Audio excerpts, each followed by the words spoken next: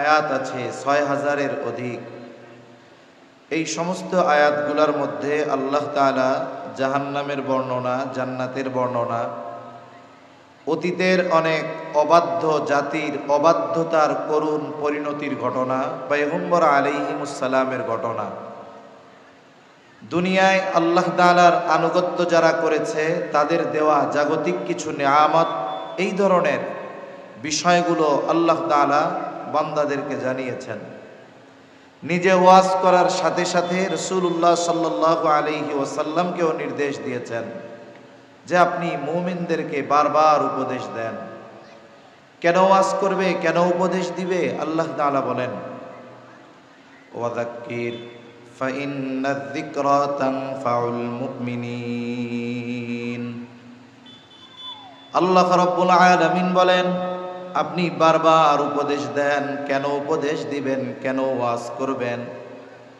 আল্লাহ তাআলা বলেন, ফাইন্নায যিকরা তানফাউল মুমিনিন। কারণ ওয়াজ নসিহত, উপদেশ, এটা হলো মুমিনদের জন্য উপকারী। তাহলে এই যে মজলিসগুলো হয়, কালামপুর বণিক সমিতি এই যে ওয়াজের আয়োজন করেছে, মূলত এই ওয়াজের মধ্যে মুমিনদের জন্য কল্যাণ, উপকার আছে না নাই? রাসূলুল্লাহ সাল্লাল্লাহু আলাইহি ওয়াসাল্লাম নিজে ওয়াজ করেছেন। এরপরে এই ওয়াজ করার দায়িত্ব আল্লাহ রাসূল সাল্লাল্লাহু আলাইহি ওয়াসাল্লাম উলামায়ে কেরামের কাছে দিয়ে গেছেন।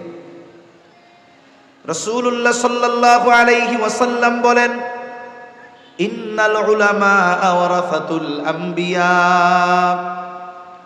আলেমগণ হলো নবীগণের ওয়ারিস। এই জন্য নবীজি সাল্লাল্লাহু আলাইহি ওয়াসাল্লাম ওয়াজ করেছেন, তার ওয়ারিস উলামায়ে কেরামও আমাদেরকে ওয়াজ করেন, নসিহত করেন, উপদেশ দেন। কেন?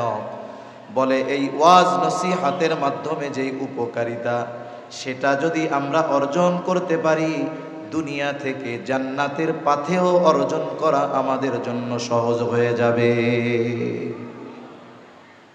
তাহলে এই ওয়াজের মজলিসগুলোর মধ্যে আমাদের বসা দরকার। প্রত্যেকটা দিনই কাজের, ভালো কাজের সর্বনিম্ন আর সর্বোচ্চ ফায়দা আছে। এই মজলিসগুলোর সর্বনিম্ন ফায়দা, যদি কোনো ইমানদার আমলের নিয়ত নয়, এমনিতেই শুধু মজলিসের মধ্যে বসে, তার সগীরা গুনাহগুলো আল্লাহ তাআলা মাফ করে দেয়। সুবহানাল্লাহ। আবার যদি কেউ কোনো কথা শুনে আমল করে, বলা যায় না কোন কথায় কার জীবনের পরিবর্তন আসে। অনেক সময় হাজারো নসিহতে কাজ হয় না, কিন্তু সামান্য একটা কথা মানুষের জীবন পরিবর্তনের কারণ হয়ে যেতে পারে। তা আমার কথা হলো, যেটা একটা হাদিসও আপনাদের খেদমতে পাঠ করেছি, এই হাদিসে নবীজি সাল্লাল্লাহু আলাইহি ওয়াসাল্লাম সুন্দর তিনটা উপদেশ দিয়েছেন। কয়টা উপদেশ?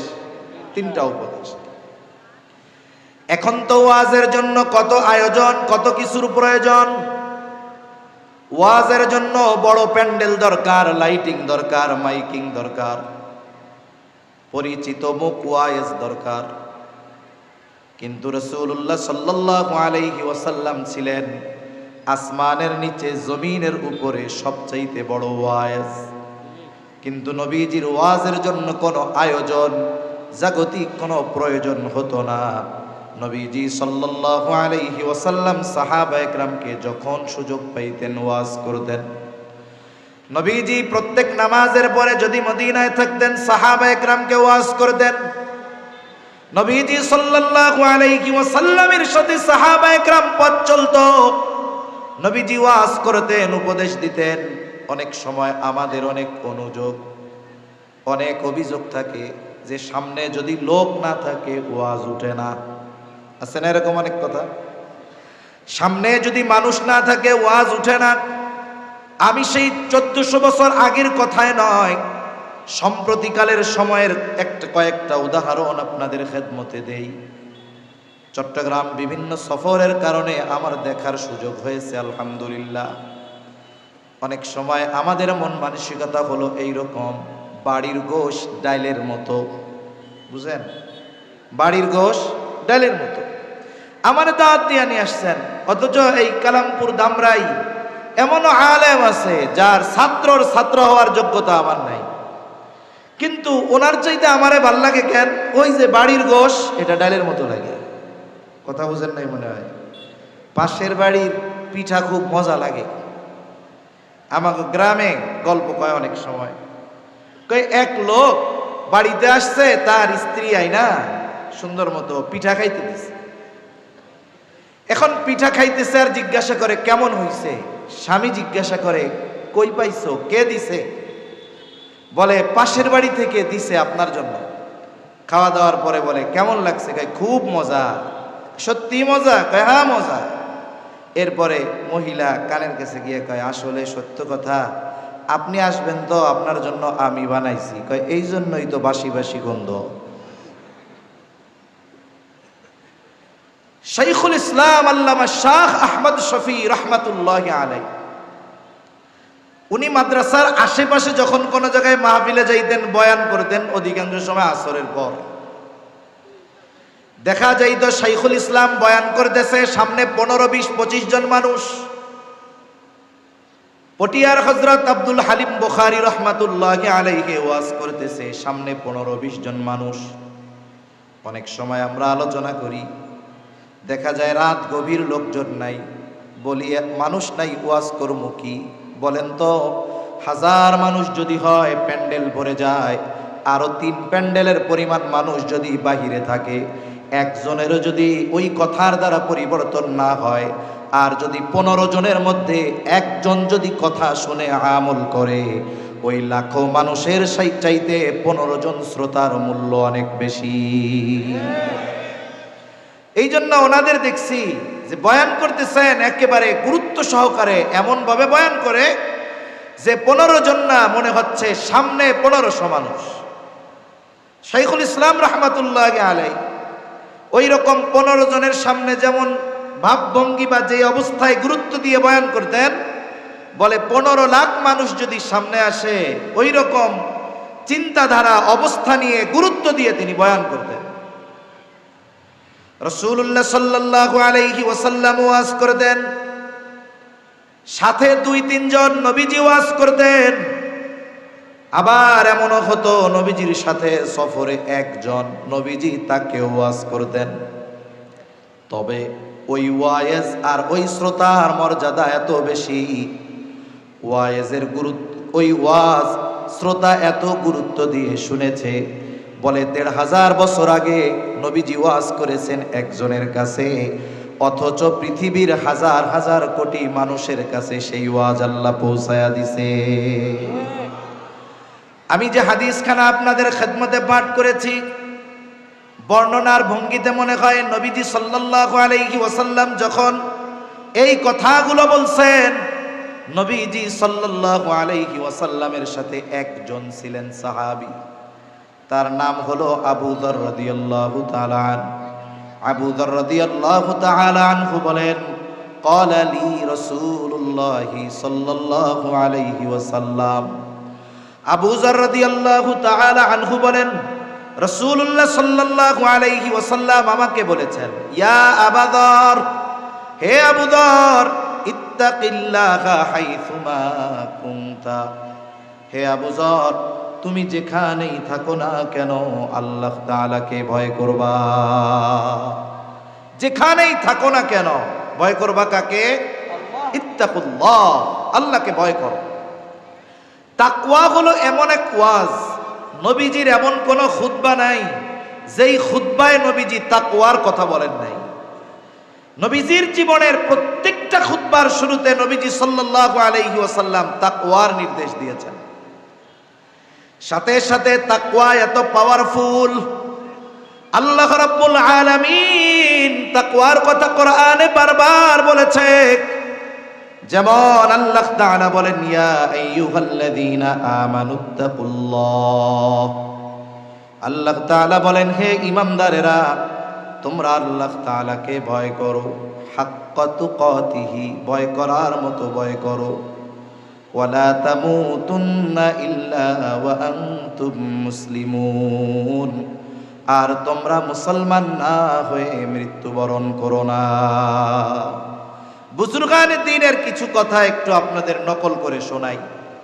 আল্লাহ তাআলা তাকওয়া অর্জন করতে বলেছেন প্রথমে ঈমানদারদের, ইয়া আইয়ুহাল্লাযীনা আমানুত্তাকুল্লাহ, হে ঈমানদারেরা তোমরা আল্লাহ তাআলাকে ভয় করো, মুত্তাকি হও। এরপরে আল্লাহ বলেন ভয় করার মতো ভয় করো। এরপরে আল্লাহ বলেন ওয়ালা তামুতুন্না ইল্লা ওয়া আনতুম মুসলিমুন, মুসলমান না হয়ে মৃত্যুবরণ করিও না। তাহলে আল্লাহ তাআলা আমাদেরকে মুসলমান না হয়ে মৃত্যুবরণ করতে মানা করেছেন। এর আগের কথার দ্বারা বোঝা যায় যেই মুমিন তাকওয়া অর্জন করে না, মুত্তাকি হয় না, সে প্রকৃত মুসলমান হতে পারে না। ঈমানদার হইল ঠিক, ঈমান আনছে, কারণ তাকওয়ার সর্বনিম্ন স্তর হলো ঈমান আনা। যখন কোনো ব্যক্তি ঈমান আনে তখন সে তাকওয়ার সর্বনিম্ন স্তরে অবস্থান করে। এরপরে সে আল্লাহ তাআলার নির্দেশিত যেই তাকওয়া ঈমান আনার পরে এটা অর্জন যদি করতে হয়, আল্লাহ তাআলার সকল বিধি নিষেধ মেনে চলতে হয়। আলহামদুলিল্লাহ, যেই বাচ্চাটা হারায় গেছিল তাকে পাওয়া গেছে, স্টেজে আছে, তার অভিভাবকরা এসে বাচ্চাটাকে নিয়ে যান। তাহলে মূল কথা হলো মুসলমান যদি হতে হয় মুত্তাকি হওয়া ছাড়া প্রকৃত মুসলমান হওয়া সম্ভব নয়। কোরআনুল কারীমের অন্যতম একটি বিষয় হলো এমন, আল্লাহ রাব্বুল আলামিন কোরআনে যেই বিষয়ের আদেশ করেন সাথে সাথে আল্লাহ তাআলা সেই বিষয়ে বাস্তবায়ন করার পদ্ধতিও জানায় দেয়। এমনটা নয় আদেশ করার সাথে সাথেই শেষ, কিন্তু আর কিছু বলেন না। বলে আল্লাহ তাআলা বান্দার উপরে অতিমাত্রায় দয়াশীল, এই জন্য শুধু বান্দাকে আদেশ করেন এমন নয়, বরং ওই আদেশ বাস্তবায়ন করতে যত নির্দেশনা প্রয়োজন সব নির্দেশনা যিনি দিয়ে দেন তিনি কে? এই নির্দেশনা দুই ভাবে হয়। কয়ভাবে? দুই ভাবে। একটা হলো আল্লাহ তাআলা ইঙ্গিত দিয়ে দেন, সূত্র দিয়ে দেন। আর একটা হলো আল্লাহ তাআলা সরাসরি পথ নির্দেশনা দিয়ে দেন। আল্লাহ রাব্বুল আলামিন ইঙ্গিত দিয়ে দেয়, তবে স্পষ্টভাবে জানান না, তবে এটা জানায় দেন এই আদেশ কোথায় গেলে বাস্তবায়ন করতে পারবা। এটা আল্লাহ তাআলা ইশারায়, ইঙ্গিতে, সূত্র দিয়ে জানায় দেয়। যেমন কোরআনুল কারীমের মধ্যে আল্লাহ তাআলা বারবার নামাজের আদেশ দিয়েছেন। ৮২ স্থানে নামাজের কথা আছে। ঈমানের পরে সবচাইতে গুরুত্বপূর্ণ বিষয়ের নাম হলো নামাজ। আল্লাহ তাআলা কোরআনে নামাজের আদেশ দিয়েছে, কিন্তু যদি সারা দুনিয়ার মুফাসসিরদেরকে বলা হয় রাসূলের সুন্নাহ ধরা যাবে না, হাদিস ধরা যাবে না, সিরাত ধরা যাবে না, শুধুমাত্র কোরআনুল কারীম থেকে ফজরের যে 2 রাকাত নামাজ আমরা পড়ি সুন্নাত অথবা ফরজ, এই 2 রাকাত নামাজ যেই পদ্ধতিতে পড়ি, নবীজির হাদিস, সুন্নাহ, সূরাত, সিরাত বাদ দিয়ে শুধু কোরআন থেকে ওই 2 রাকাত নামাজের পদ্ধতি বের করে দাও। সারা দুনিয়ার আলেমদেরকে সুযোগ দেওয়া হবে শুধু কোরআনের নস থেকে। বলেন তো, কিয়ামত পর্যন্ত যদি হায়াত দেওয়া হয়, সুযোগ দেওয়া হয়, রাসূলকে বাদ দিয়ে শুধু কোরআন থেকে নামাজের 2 রাকাত নামাজের পদ্ধতি বের করা সম্ভব নয়। তাহলে নামাজের আদেশ দিয়েছেন আল্লাহ, আর আমাদেরকে নামাজ শিখিয়েছেন মুহাম্মাদুর রাসূলুল্লাহ। আল্লাহ তাআলা সরাসরি কোরআনে নামাজ পড়ার পদ্ধতি আমাদের শেখান নাই, নবীজি সাল্লাল্লাহু আলাইহি ওয়াসাল্লাম আমাদের পদ্ধতি শিখায় দিয়েছেন।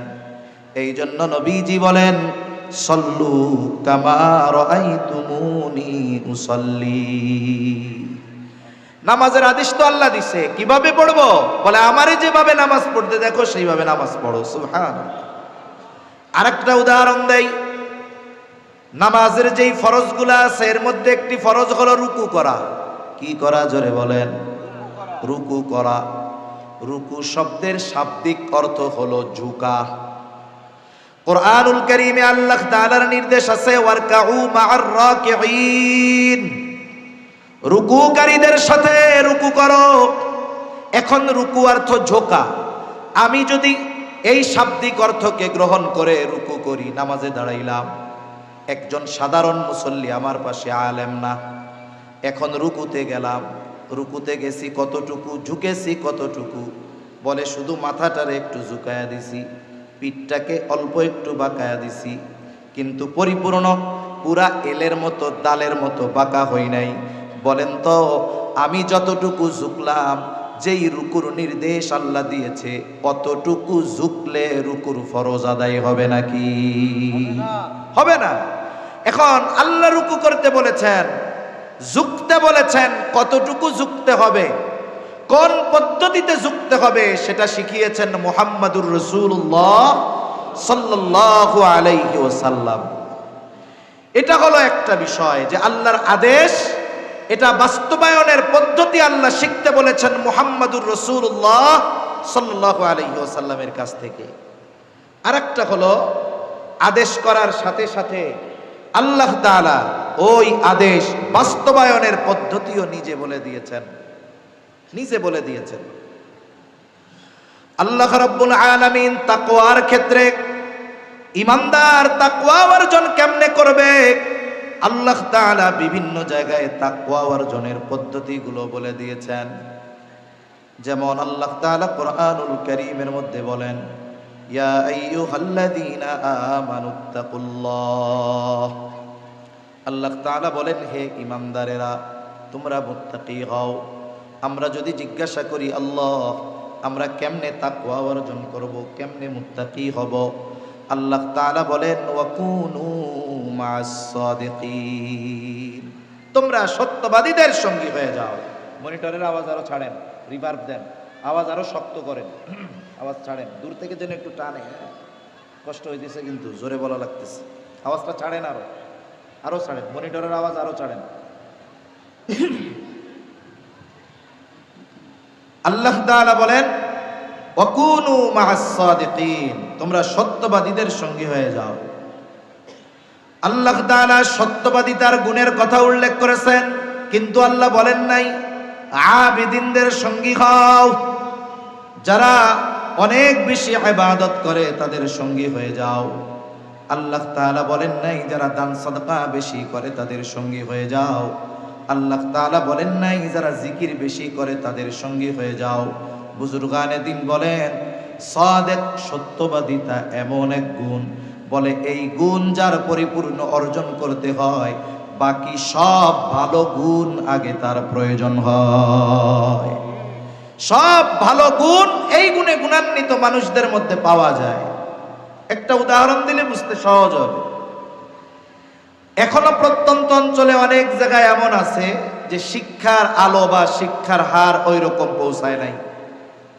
একটা সময় তো এমন ছিল, যদি এক গ্রামে কেউ 5টা লেটার পেয়ে ম্যাট্রিক পাস করত, 5টা লেটার মানে 5 সাবজেক্টে 80-র উপর পেয়ে ম্যাট্রিক পাস করছে, 5 গ্রাম পাড়ি দিয়ে ওই মানুষগুলাকে দেখার জন্য আসতো যে অমুক গ্রামে একজন 5টা লেটার পাইয়া ম্যাট্রিক পাস করছে। এখন যদি ওই সমস্ত গ্রাম বা এলাকায় উচ্চ শিক্ষায় কোনো শিক্ষিত ব্যক্তি হতো, গোটা থানা থেকে মানুষজন তাকে দেখতে আসতো। এজন্য আগের মানুষ, এখনো অনেকে আছে এরকম, ম্যাট্রিক আইয়া পাশ করলে মনে করে এর চাইতে উচ্চ শিক্ষিত দুনিয়ায় আর কেউ নাই।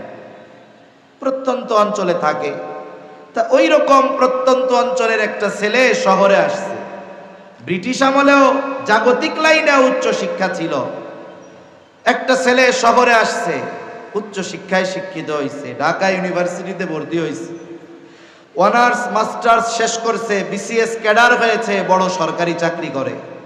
মোটামুটি বাংলাদেশের যেই পড়াশোনা মোটামুটি তার শেষ। এখন সে এক বিষয়ে ডক্টরেট করতেছে। লোকটা যখন গ্রামে গেছে, আশেপাশের 10 গ্রামের মানুষ দেখতে আসছে, এত বড় শিক্ষিত মানুষ দেখার জন্য গেছে।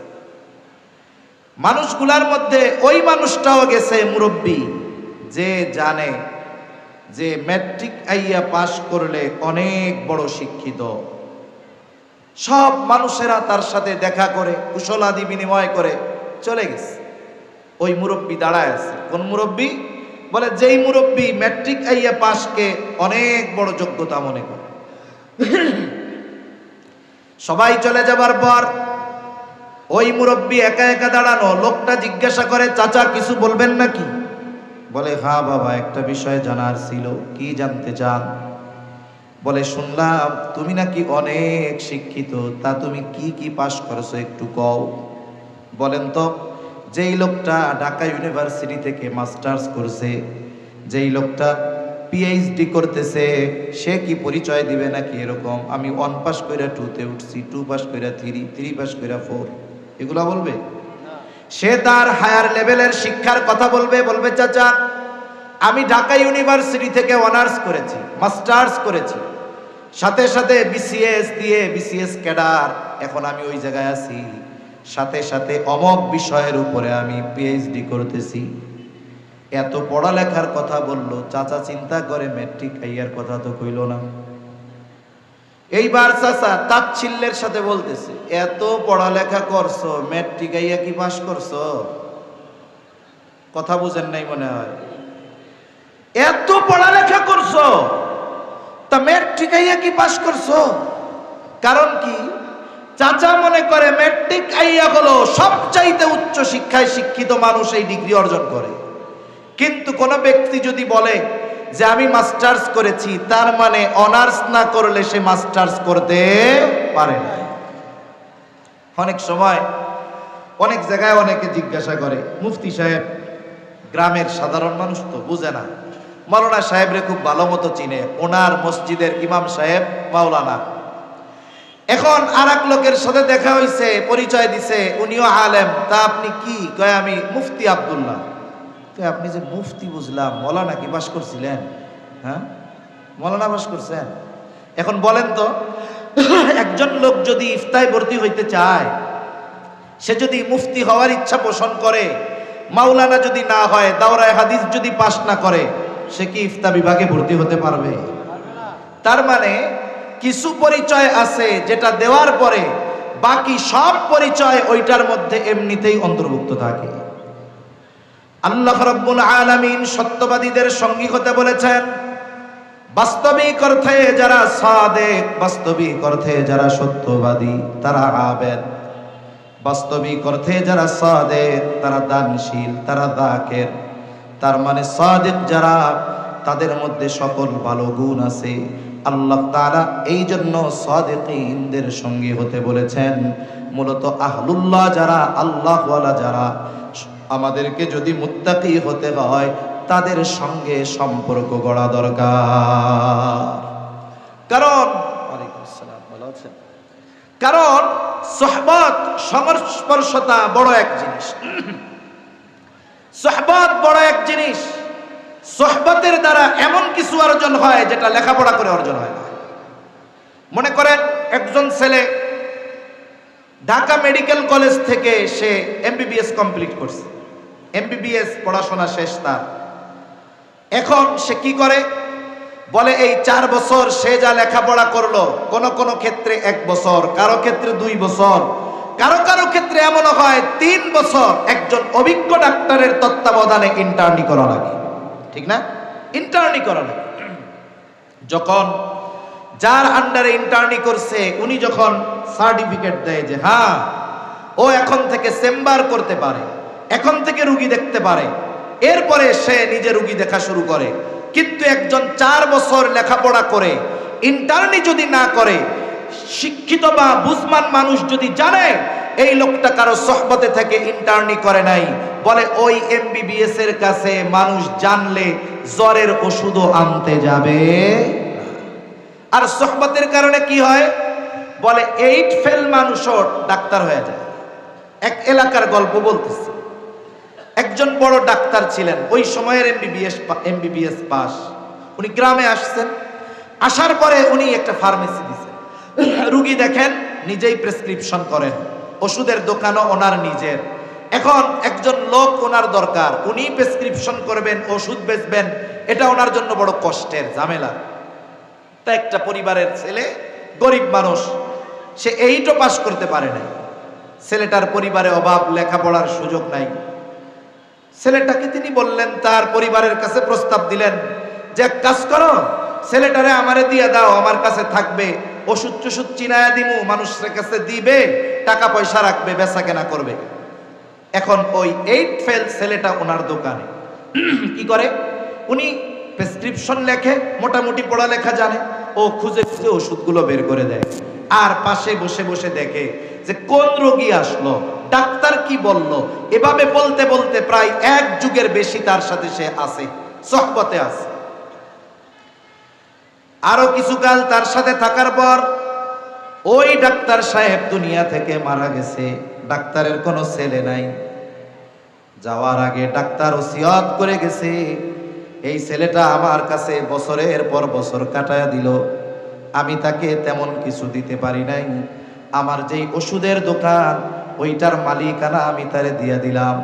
এইবার ওই ছেলেটা দোকানে বসা শুরু করছে, রুগী দেখা শুরু করে দিয়েছে। বলে 8 ফেল ব্যক্তি 1.5 যুগ এক ডাক্তারের সোহবতে থেকে এখন গ্রামের মানুষ তার নামের আগে ডাক্তার লাগায়া দিছে। মানুষ এমনও বলে, শহর থেকে ডাক্তার দেখা যায়, আল্লাহ হয়তো ভালো করেন না, শেফা নাই, ভালো হয় নাই। কয় শহরে এত বড় হসপিটালে এত বড় ডাক্তার, ওর চাইতে আমাদের গ্রামের ওই ডাক্তার আব্দুল্লাহ কত ভালো। কিন্তু doctor Abdullah MBBS pass, 8 fail. বলে মানুষের আস্থা তার উপরে এত আসলো কেন? বলে সবাই বলে যে অমক ডাক্তারের সাথে 20 বছরের মতো থাকছে। আরে মিয়া, ওই রকম ডাক্তারের সাথে 20 বছর থাকলে লেখাপড়া করা লাগে? ও তো ঘষায় ঘষাই ডাক্তার হয়ে যায়। এই যে মানুষের আস্থা তার উপরে কেন, মূল কারণটা হলো ওই যে অভিজ্ঞ ডাক্তারের সোহবতে থাকা। সোহবতের বড় পাওয়ার। বলে লোহা আর চম্বুক, লোহা যদিও শক্তিশালী একটা ধাতব, তার চাইতে দুর্বল চম্বুক। চম্বুকের মধ্যে একটা গুণ আছে, লৌহজাত দ্রব্যাদিকে সে আকর্ষণ করে নিজের দিকে টেনে নিয়ে আসে। লৌহজাত দ্রব্যাদি সে নিজের দিকে টেনে নিয়ে আসে। এখন যদি লোহা হুমকি দেয় চুম্বুক রে, এই তোর মধ্যে ওই পাওয়ার, ওইটা আমারে দিয়া দে। বলেন তো, লোহা যতই প্রভাব খাটাক না কেন, যতই পাওয়ার দেখাক না কেন, চম্বুকের মধ্যে থাকা ওই আকর্ষণের গুণ কি লোহা নিতে পারবে নাকি? এ তো সম্পদ, টাকা পয়সা না যে পাওয়ার দিয়ে, ক্ষমতা দিয়ে কেড়ে নেওয়া গেল। এখন লোহা যদি গরম না দেখায়া ঠান্ডা মাথায় চম্বুকের সাথে লাগা যায়, বলে লোহার টুকরা যদি একটা চম্বুকের সাথে 1 মাস লেগে থাকে, 1 মাস পর ওই লোহাকে যখন টান দেওয়া হবে, লোহার মধ্যে চম্বুকের গুণ চলে আসবে। এইবার চম্বুকটা, লোহার মধ্যে চম্বুকের গুণ যাবে। লোহাটাকে যদি অন্য কোনো লোহার দিকে ধরা হয়, দেখা যাবে ওই লোহা আকর্ষণ করে অন্য লোহাকে টেনে নিয়ে আসবে। এই যে আকর্ষণের গুণ, এটা কি ক্ষমতা দিয়ে, প্রভাব দিয়ে, জ্ঞান দিয়ে, মেধা দিয়ে সম্ভব? সম্ভব হইছে সোহবতের দ্বারা। এজন্য কেউ যদি প্রকৃতপক্ষে মুত্তাকি হতে চায়, তাহলে তাকওয়াওয়ালা যারা, মুত্তাকি যারা, তাদের সংস্পর্শে যাওয়া দরকার। দুনিয়ায় যখন নতুন ব্যবসা কেউ করতে চায়, একজন টাকা পয়সা আছে, বিদেশ থেকে টাকা আনছে, ব্যবসা বাণিজ্য শুরু করবে। অভিজ্ঞ ব্যবসায়ীরা কি বলে যে ভাই, টাকা থাকলেই ব্যবসা করা যায় না, আর ব্যবসা করতে হলে অভিজ্ঞতা দরকার। অভিজ্ঞতা থাকলে ব্যবসা করতে টাকা লাগে না। অভিজ্ঞতা অর্জন করবে কোথায়? বলে যে যে ব্যবসা করতে চায় ওই ব্যবসায়ীর তত্ত্বাবধানে কিছুদিন অতিবাহিত করা।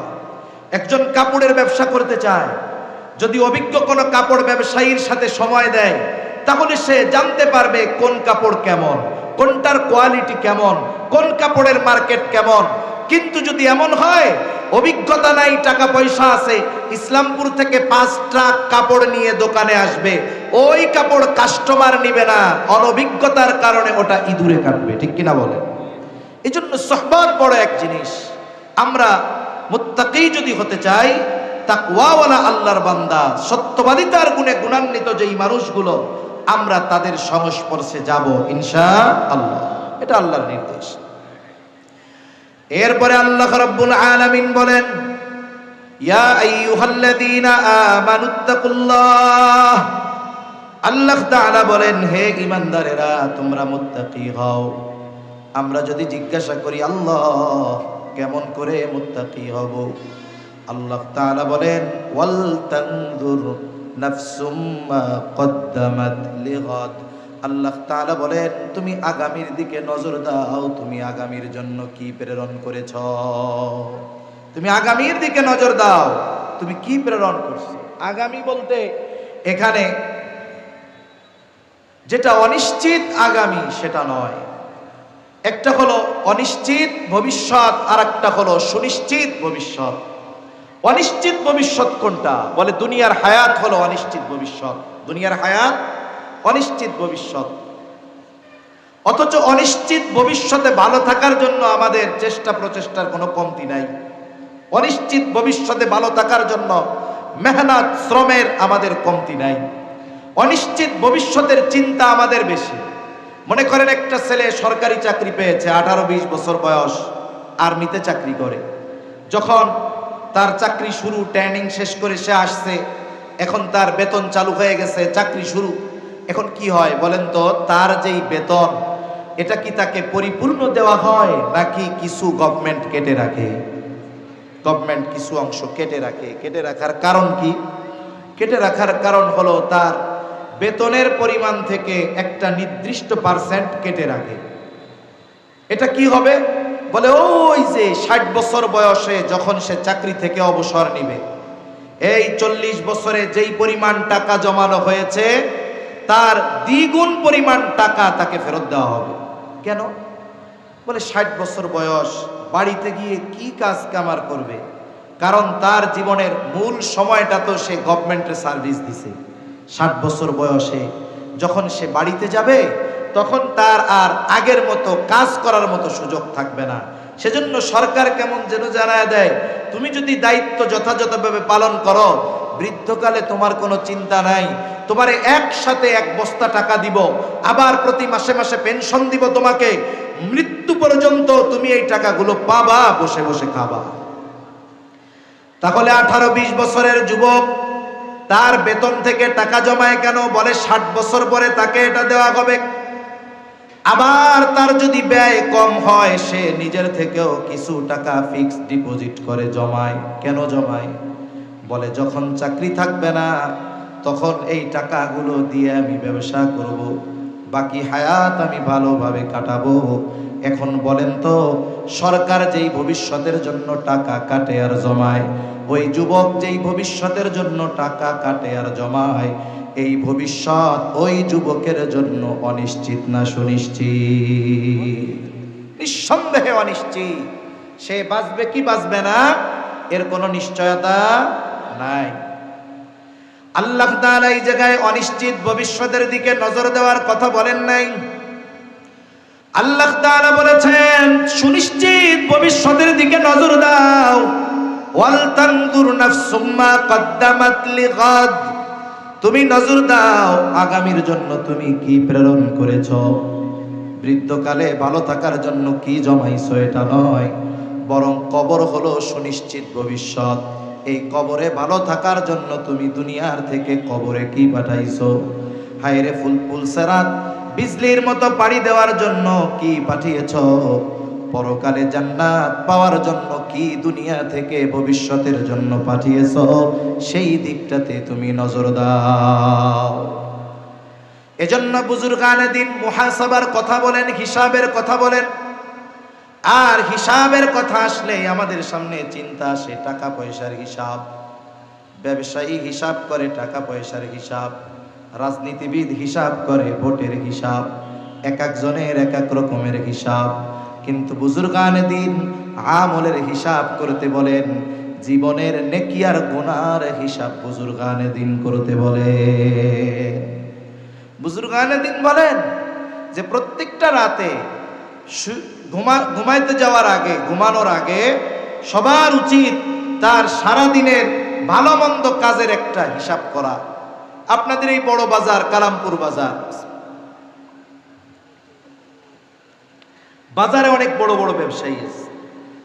অধিকাংশ প্রসিদ্ধ ব্যবসায়ী যারা, যারা দীর্ঘদিন সুনামের সাথে ব্যবসা করতেছে, এই ধরনের ব্যবসায়ীরা কিছু রুলস ফলো করে, কিছু নিয়ম নীতি মেনে চলে, যার কারণে তারা দেখা যায় সহজে লস খায় না। মার্কেট বা বাজার বন্ধ হবে 10টায়, উনি দোকান বন্ধ করে দেয় 9টায় দোকান বন্ধ। দোকানের মধ্যে বসে কি করে? বলে কয়েক ধরনের হিসাব করে। 1 নাম্বার হিসাব করে আজকে বেচা কেনা কত হলো। 2 নাম্বার হিসাব করে আজকে কত টাকার মাল জিনিস কিনলাম। 3 নাম্বার হিসাব করে আজকে বাকি কত গেল। এই 3টা হিসাব অভিজ্ঞ দোকানদারেরা করে, ব্যবসায়ীরা করে। কারণ এই 3 হিসাবের মাধ্যমে আজকের ব্যবসায় তার লাভ কত সেটা সে বের করে ফেলে। যে যে ব্যবসা করে সেই ব্যবসার কত বিক্রয় হলে কত লাভ, এই হিসাব কম বেশি হলেও ওই অভিজ্ঞ ব্যবসায়ীর জানা থাকে। হয়তো 19-20 হতে পারে। যে সিমেন্টের ব্যবসা করে তার হিসাব আছে যে আমার 10 লক্ষ টাকা বিক্রয় হলে কত টাকা লাভ হবে, আছে না নাই? যারা মুদি দোকানদার দীর্ঘদিন ব্যবসা করে, জিজ্ঞাসা করবেন আপনার যেই প্রোডাক্ট পণ্য এগুলো যদি 1 লাখ টাকার বিক্রয় হয় আপনার লাভ কত হবে, সে যা বলবে হয়তো 19-20 হতে পারে। এখন হিসাব করে আজকের বেচা কেনা নগদ 1 লাখ অথবা 80,000 বা 70,000, বাকি 30,000। তার হিসাব হলো 1 লক্ষ টাকা বিক্রয় হলে আমার 20,000 টাকা লাভ হবে। এখন তার নগদ আর বাকি মিলে 1 লক্ষ বিক্রয় হয়েছে ঠিক, কিন্তু 30,000 বাকি। বলেন তো আজকের দিনের লাভ তার কাছে আছে? জোরে বলেন না, আছে? তার মূলধন থেকে মানুষের কাছে কত হাজার গেছে? 10,000। এই গতিতে যদি 1 মাস ব্যবসা চলে তাহলে মোটামুটি ব্যবসা শেষ হয়ে যাওয়ার উপক্রম হবে। এখন ব্যবসায়ী এই হিসাবের পরে একটা সিদ্ধান্তে উপনীত হতে পারে। কি সিদ্ধান্ত? তার কর্মচারী যারা থাকে এদেরকে সে সতর্ক করে দেয়, সাবধান, আগামীকাল থেকে যদি আমার বাবাও বাকি চায় বাকি দিবা না। আমার নগদ বাকি মিলায়া 1 লক্ষ টাকা বিক্রয় কেনা বেচা করার দরকার নাই, আমি 50,000 বিক্রয় করব, নগদে বিক্রয় করব। এই যে 1 ঘন্টা রাতের হিসাব কি হলো? বলে আগামী দিন কোন পদ্ধতিতে তার ব্যবসা পরিচালিত হবে সে সিদ্ধান্তে উপনীত হতে পারে। এই জন্য কোনো ব্যক্তি যদি প্রতিদিন রাতে শোবার আগে তার সারা দিনের নেকি আর বদির হিসাব করে, হয়তো এই হিসাব তার আগামী দিনের পরিবর্তনের কারণ হয়ে যেতে পারে। কারণ একটা মানুষ যদি রাতের বেলায় এই চিন্তা করে, নেকির চিন্তা করে, গুনার চিন্তা করে, তাহলে রাতের মধ্যে ওই প্রভাব তার মধ্যে পড়ে। যদি কেউ বিছানায় শুয়ে মোবাইল দেখা শুরু করে, বলে মোবাইলের প্রভাব তার মধ্যে পড়ে। আর যদি সে রাতে নিভৃতে একাকী ঘরে শুয়ে চিন্তা করে, আহারে আমি তো এখন অন্ধকার ঘরের মধ্যে আছি, আমার মৃত্যুর পরে আর এক অন্ধকার ঘরের মধ্যে যাওয়া লাগবে যেখানে আলো নাই বাতি নাই। তবে আলো আর বাতির ব্যবস্থা হবে, বাতাসের ব্যবস্থা হবে, আরামের ব্যবস্থা হবে যদি নেকি থাকে। এবার সে হিসাব করে, দেখি আমার জীবনের হিসাবটা একটু করি, আজকের দিনের নেকি কত, গোনা কত। সে হিসাব করলো, দেখলো আজকে সওয়াব কম গোনা বেশি, সওয়াব কম তার গোনা বেশি। তার মধ্যে চিন্তা ঢুকছে, আরে আজকের রাতটা যদি আমার জীবনের শেষ রাত হয়ে যায় তাহলে আগামী দিন পরকালে আল্লাহর সামনে আমাকে গুনাহগারদের কাতারে দাঁড়াতে হবে। এই চিন্তা করে সে রাতের বেলায় খালেস তাওবা করছে, একেবারে একনিষ্ঠ তাওবা, যে আল্লাহ আমারে মাফ করে দেন, আমি আর জীবনে কোনোদিন গুনাহ করব না। এই তাওবা আল্লাহর কাছে কবুল হয়ে গেছে। কারণ বলা যায় না, আমি শুরুর দিকে বলেছিলাম যে কোন কথায় কার জীবনের পরিবর্তন হয় বলা যায় না। হাদিসের মধ্যে এক জালেমের ঘটনা আসছে। জালেমের নাম ছিল কিফিল। নবীজি সাল্লাল্লাহু আলাইহি ওয়াসাল্লাম একবার দুইবার নয়, বারবার কিফিলের ঘটনা সাহাবায়ে কেরামের কাছে বর্ণনা করেছেন। নবীজি বলেন কিফিল হলো এমন এক জালেম, বলে এমন কোন পাপ নাই কিফিল করে নাই। এমন কোন অন্যায় নাই কিফিল করে নাই। কিফিলের অন্যায়গুলোর মধ্যে একটা অন্যায়, সে মানুষকে সুদের উপরে টাকা দিত। সুদখোর ছিল, সুদখোর। সমাজে আছে নাকি সুদখোর? আরে মিয়া, ব্যাংকে কত বড় সুদ, বলে ঘরোয়া সুদ আরো বড় সুদ। কিফিল মানুষের সুদের উপরে টাকা দিত। একদিন এক বিধবা মহিলা তার কাছে আসছে বিপদে পড়ে কিছু টাকা কর্জ নেওয়ার জন্য। বলে যারা সুদি কারবারি করে এরা মানুষ বিপদে পড়লে কর্জ দেয় না। কেউ যদি সুদে চাইতে যায় মুঠ বইরা দিয়া দেয়, কিন্তু বিপদে পড়ে যদি 500 টাকা ধারও চায় তাও দেয় না। ওই মহিলা গিয়া বলে, কিফিল আমারে কিছু টাকা দাও, কর্জ দাও, ধার দাও, আমি বিপদে পড়েছি। কিফিল বলে, না, আমি কাউরে টাকা ধার দেই না, টাকা যদি লাগে সুদে নাও। মহিলা বলে, কিফিল সুদ দেওয়ার মতো সামর্থ্য যদি আমার থাকতো তাইলে তোমার কাছে সাহায্যের জন্য আসতাম নাকি। মহিলা বিধবা, চেহারা সুন্দর, সকল পাপে অভ্যস্ত কিফিল এবার মহিলাকে কুপ্রস্তাব দিয়ে বলে, মহিলা তোমাকে টাকা কর্জ দিতে পারি এই শর্তে, সুদ দিতে পারবা না অসুবিধা নাই, তবে আমার সাথে অমুক দিন গোপনে ব্যভিচারে লিপ্ত হবা। জালেম কিফিল সুযোগ মতো মহিলাকে জেনার প্রস্তাব দিল। হাদিসের মধ্যে আসছে, কাদাল ফাকিরু আইয়াকুনা কুফরা, দরিদ্রতা মানুষকে কুফরি পর্যন্ত পৌঁছায় দেয়। অনেক সময় দরিদ্রতার কারণে অনেকের চরিত্র ধ্বংস হয়ে যায়।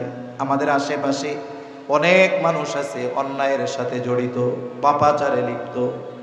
যদি একটু আমরা খোঁজ নেই দেখা যাবে এরা শখে পাপে জড়িয়েছে এমনটা নয়। অধিকাংশ মানুষের এই পাপে জড়ানোর অন্যতম কারণ হলো তার অভাব। এজন্য গভর্নমেন্টের কি দরকার ছিল? দরকার ছিল এই পাপে যারা লিপ্ত তারা তো অভাবের কারণে তাদের কর্মসংস্থানের ব্যবস্থা করা দরকার ছিল, ঠিক কিনা বলেন? অথচ এরা কি চাচ্ছে? এরা চাচ্ছে পতিতাবৃত্তিকে বৈধতা দিয়ে এটাকে কর্ম হিসাবে বৈধতা দেওয়া।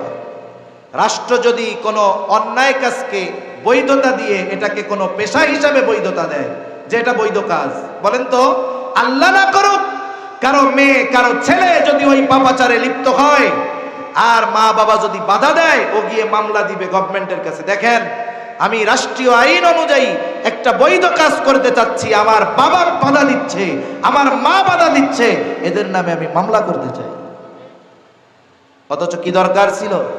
এদেশে পতিতাবৃত্তির সাথে জড়িত কোটি কোটি নারী নয়, সংখ্যাটা যতই হোক না কেন, গভর্নমেন্ট যদি সদিচ্ছা করে তাহলে ওই পতিতালয়কে ভেঙে দিয়ে ওই জায়গায় ইন্ডাস্ট্রি বানিয়ে ওই নারীদের হালাল উপার্জনের ব্যবস্থা করতে পারে, ঠিক কিনা বলে? কিন্তু কাদেরকে খুশি করার জন্য উল্টা পতিতাবৃত্তিকে বৈধতা দিয়ে আবার তাদেরকে ডেকে এনে মোটা অঙ্কের টাকা তাদেরকে দেওয়া হচ্ছে। এর দ্বারা কি বোঝা যাচ্ছে? এরা সমাজ থেকে অন্যায় দূর করতে চায় না, পাপাচার দূর করতে চায় না, এরা চায় এই পাপাচারকে সমাজে বৈধতা দিতে, ঠিক কিনা বলেন? এখন আমরা যদি চুপ থাকি, কথা না বলি, প্রতিবাদ না করি, জেনা ব্যভিচার জমিনে বাড়বে, আল্লাহর আযাব গজব ত্বরান্বিত হবে। আর যখন আযাব আসবে কেউ বাঁচবে না। নবীজি সাল্লাল্লাহু আলাইহি ওয়াসাল্লাম আযাব সম্পৃক্ত লম্বা এক হাদিস, লাস্টে সাহাবায়ে কেরাম বলতেছে, যায় আমাদের মধ্যে নেককাররা থাকবে, এরপরেও ধ্বংস হয়ে যাব, এরপরেও ধ্বংস হয়ে যাব, নেককাররা থাকার পরেও আমরা ধ্বংস হয়ে যাব। বলে, হ্যাঁ, যখন পাপের আধিক্যতা বাড়বে, পাপ বেড়ে যাবে, আল্লাহ যদি গোসা হয়ে যায়, যদি আযাব গজব দেয়, ওই সমাজের মুত্তাকি বান্দারাও ছাড় পাবে না। এজন্য সাবধান, পাপাচারের ব্যাপারে আমাদের ঐক্যবদ্ধ হতে হবে। কাদাল ফাকিরু আন ইয়াকুনা কুফরা, দরিদ্রতা মানুষকে কুফরি পর্যন্ত পৌঁছায় দেয়।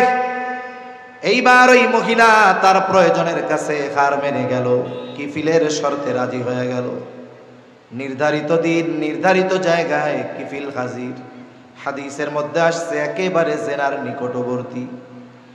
মহিলা কান্না করে আর থরথর করে কাঁপে। কিফিল গেছে মজা করার জন্য আর মহিলা কান্না করে আর কাঁপে। কিফিল বলে, মহিলা কান্না করো কেন? আমি কি তোমাকে জোর করেছি নাকি, বাধ্য করেছি নাকি? কান্না করো কেন?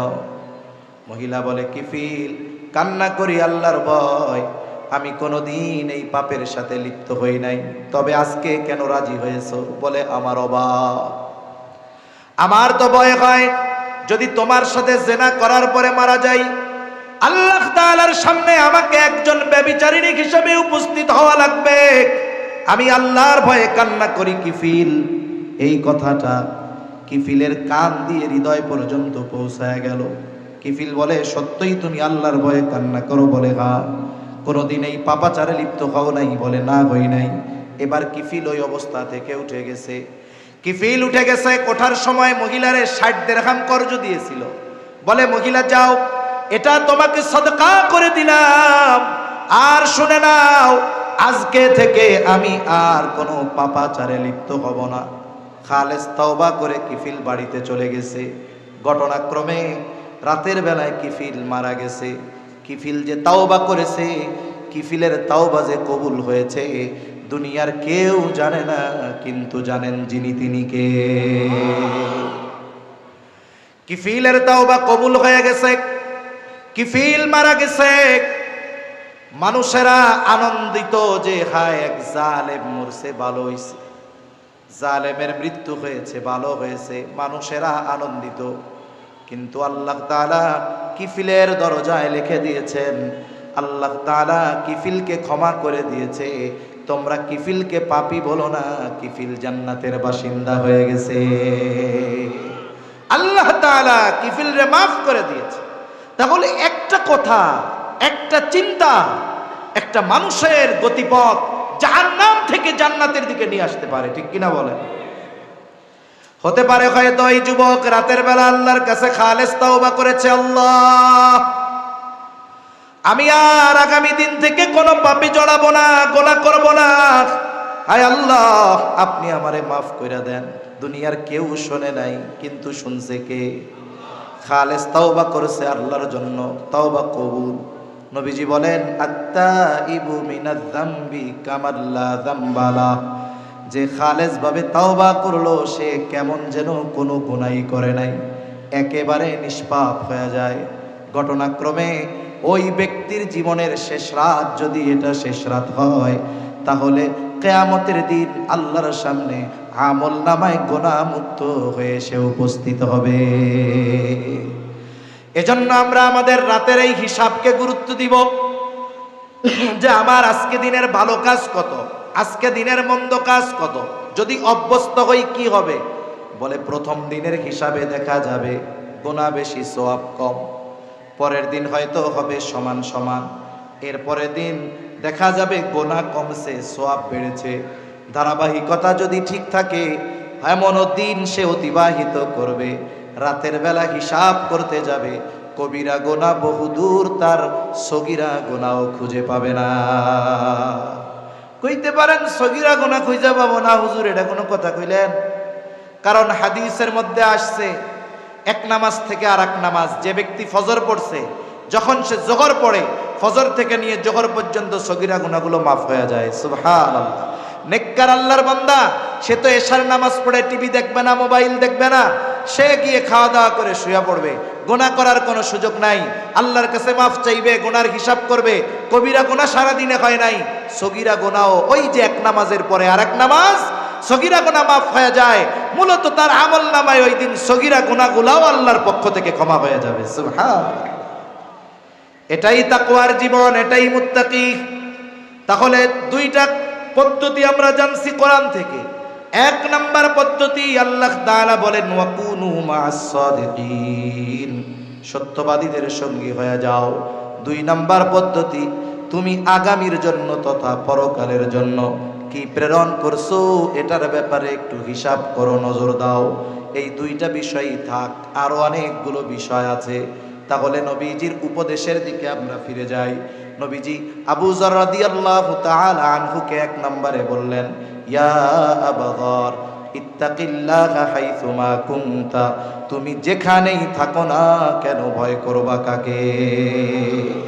বলেন তো, পৃথিবীতে এমন কোন জায়গা আছে যেই জায়গায় গিয়ে যদি আমি আপনি পাপ করি আল্লাহ দেখবে না। দেখবে?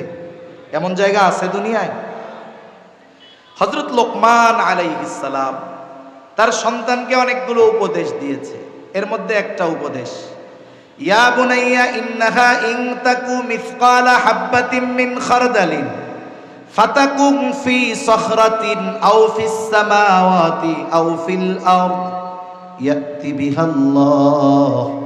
সন্তানকে বলতেছে, হে আমার সন্তান, ইয়া বুনাইয়া ইন্নাহা, হা দ্বারা উদ্দেশ্য তোমার ওই কৃত পাপ, ইন তাকু মিসকালা হাববাতিন মিন খারদাল, সেটা যদি কোনো সরিষা দানা পরিমাণ হয়, ফাতাকুন ফি সখরা আও ফিস সামাওয়াতি আও ফিল আরদ, আর তুমি যদি ওই সরিষা দানা পাপটা কোনো পাথরের মধ্যে করো, পাথর। এই আয়াতের তাফসিরে আনাস রাদিয়াল্লাহু তাআলা আনহু থেকে বর্ণিত একটা হাদিস আসছে। নবীজি বলেন, কোন ব্যক্তি যদি এমন কোন পাথরের মধ্যে গিয়া কোনো পাপ করে, কেমন পাথর? বলে যেই পাথরের দরজা নাই, যেই পাথরের জানালা নাই। বলেন তো দরজা জানালা যদি না থাকে ঢোকা যাবে নাকি? ওই অসম্ভবকে সম্ভব করে কেউ যদি দরজা জানালা বিহীন কোনো পাথরের মধ্যে কোনো আমল করে, ওই আমলটা যদি সরিষা দানা পরিমাণ হয়, ওই আমলটা কিয়ামতের দিন যিনি হাজির করবেন তিনি কে? হযরত লোকমান বলেন, ফাতাকুন ফি সখরা, ওই সরিষা দানা পরিমাণ পাপটা যদি তুমি পাথরের মধ্যেও করো, আও ফিস সামাওয়াত, যদি আসমানেও করো, আও ফিল আরদ, জমিনেও যদি করো, ইয়াতি বিহাল্লাহ, ওই পাপ সহ তোমাকে যিনি হাজির করবেন তিনি কে? কারণ আল্লাহ শুধু পাপীকে হাজির করবে তা না, কিয়ামতের দিন আমার আপনার কৃত কর্মগুলাকেও আল্লাহ তাআলা হাজির করবে।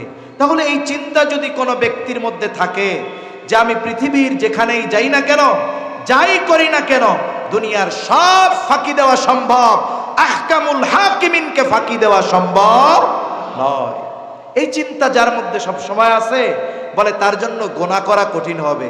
দোকানদার যদি হয়, ওজনে কম দেওয়া কঠিন হবে, সয়াবিনের সাথে পাম অয়েল মেশানো কঠিন হবে, 3 নম্বর মালকে 1 নম্বর বলে বিক্রয় করা কঠিন হবে। ঠিক কিনা বলেন?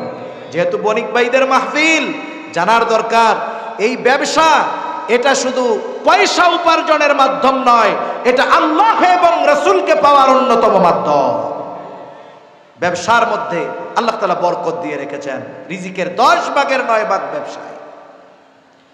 রাসূলুল্লাহ সাল্লাল্লাহু আলাইহি ওয়াসাল্লাম বলেন, আত-তাজিরুস সাদুকুল আমিন মা'আন নাবিয়্যিন সিদ্দীকিন ওয়াশ শুহাদা'i ওয়াস সালিহিন।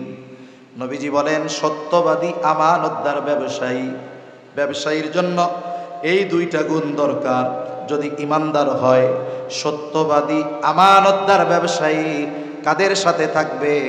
মা'আন নাবিয়্যিন, নবীদের সাথে থাকবে, সিদ্দীকিনদের সাথে থাকবে, শহীদদের সাথে থাকবে, নেককার বান্দাদের সাথে তাদের অবস্থান হবে। তাহলে যারা ব্যবসা করে শুধুমাত্র ব্যবসার মাধ্যমে সম্পদ উপার্জনের মাধ্যম মনে করে ব্যবসাকে, এরা বোকা। অথচ যেমন ভাবে জাগতিক সম্পদ উপার্জন করা যায় ব্যবসার মাধ্যমে, অনুরূপ ভাবে নবী রাসূলদের সাথী হওয়ার যোগ্যতাও অর্জন করা যায়। তবে হ্যাঁ, সত্যবাদিতা আর আমানতদারিতার সাথে ব্যবসা করতে গেলে প্রাথমিক দিকে কিছুটা মুসিবত মনে হতে পারে, তবে এটা আল্লাহর পরীক্ষা।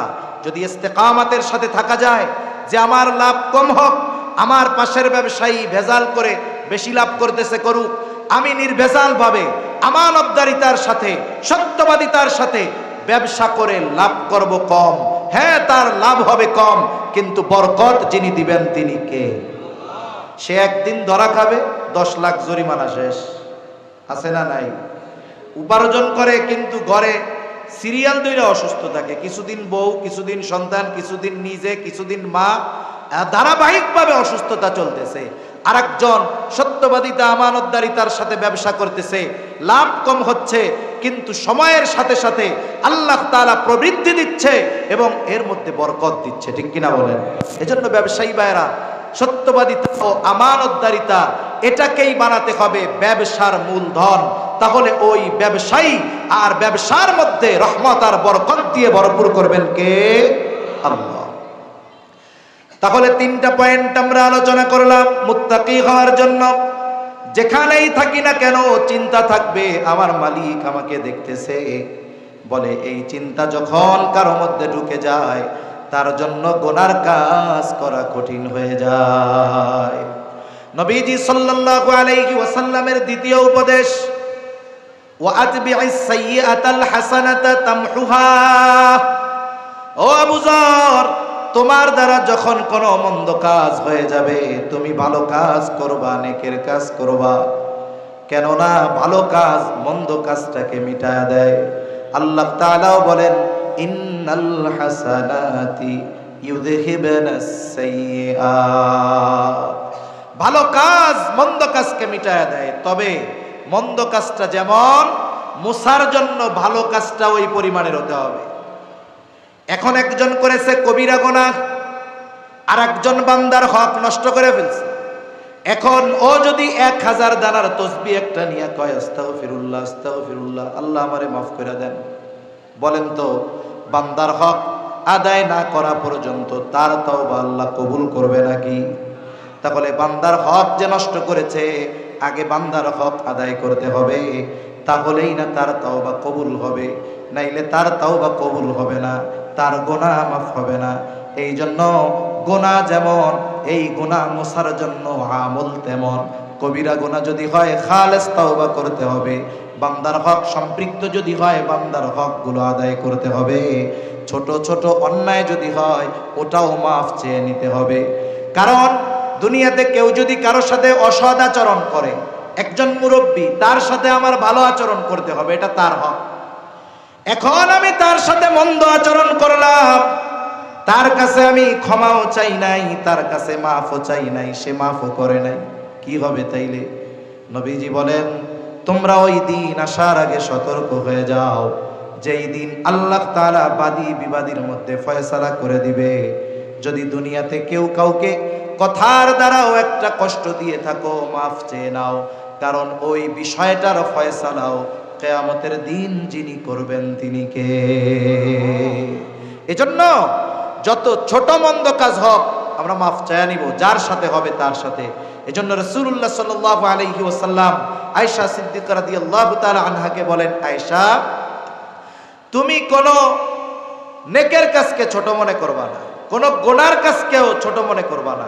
কারণ হতে পারে ওই ছোট পাপের কারণে আল্লাহ শাস্তি দিতে পারে, আবার ওই ছোট ভালো কাজের কারণে আল্লাহ মাফ করে দিতে পারে। প্রসিদ্ধ ঘটনা আমরা সবাই কম বেশি জানি। একজন দুশ্চরিত্রা নারী, সে একটা পিপাসিত কুকুরকে পানি পান করাইছে, ভালো কাজ, আল্লাহর কাছে পছন্দ হয়েছে। নবীজি বলেন এই কারণে আল্লাহ তাআলা তাকে মাফ করে দিবে। আরেকজন মহিলা, সে একটা বিড়ালকে বেঁধে রাখছে, খাবারও দেয় না, ছেড়েও দেয় না, বিড়ালটা মারা গেছে। নবীজি সাল্লাল্লাহু আলাইহি ওয়াসাল্লাম বলেন কিয়ামতের দিন এই কারণে আল্লাহ তাআলা তাকে শাস্তি দিবে। এজন্য আমার আপনার দ্বারা যদি কবিরা গুনাহ হয়, তাহলে কবিরা গুনাহ মোছার ওষুধ হলো তাওবা। একজনের সাথে খারাপ আচরণ হয়েছে, তার কাছ থেকে ক্ষমা চাওয়া, এই ধরনের পাপ যেমন তার পাপ থেকে মুক্তি বা নাজাত বা তাওবার পদ্ধতি তেমন। এজন্য আমার আপনার দ্বারা যদি কখনো পাপ হয়ে যায়, অন্যায় হয়ে যায়, তাওবার ক্ষেত্রে, কারো সাথে যদি খারাপ আচরণ হয়ে যায়, ক্ষমা চাওয়ার ক্ষেত্রে আমরা কখনো বিলম্ব করব না। হয়তো আজ রাতে আমার দ্বারা গুনাহ হয়েছে, আজ রাতে আমার দ্বারা কথার দ্বারা কেউ কষ্ট পেয়েছে, আগামী দিন ক্ষমা পাওয়ার সুযোগ পাবো কি পাবো না এর কোনো নিশ্চয়তা নাই।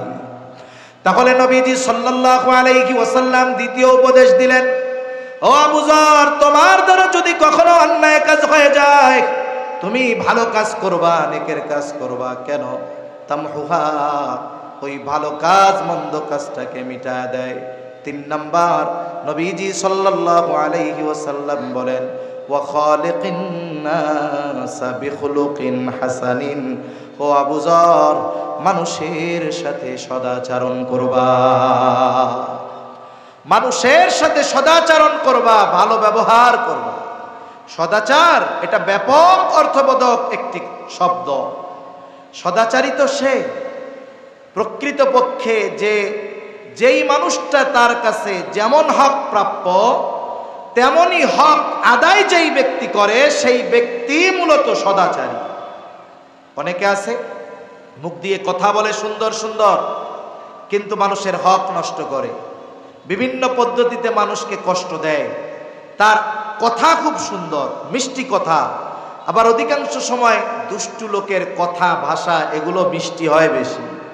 দুনিয়ায় যত চিটিংবাজ আছে সব চিটিংবাজদের ভাষা দেখবেন খুব মধুর, খুব মায়াময়, মানুষকে খুব আকর্ষিত করে, আচরণ খুব সুন্দর। যেগুলো চিটিংবাজ, অধিকাংশ মানুষ আচরণের দিক দিয়ে খুব সুন্দর আচরণ করে, কিন্তু তার ভেতরে কি আছে এটা আমরা কেউ বুঝতে পারি না। তাহলে সদাচারীকে বলে মানুষের সব হক যে আদায় করে সে। আর মানুষের হক আদায় করা এটা আমাদের জন্য সবচাইতে গুরুত্বপূর্ণ বিষয়। কারণ কোনো ব্যক্তি যদি মানুষের হক নষ্ট করে, সেটা আচরণগত দিক দিয়ে হোক, সেটা অর্থনৈতিক দিক দিয়ে হোক, কেউ যদি মানুষের হক নষ্ট করে কিয়ামতের দিন ওই ব্যক্তি সবচাইতে নিঃস্ব হবে।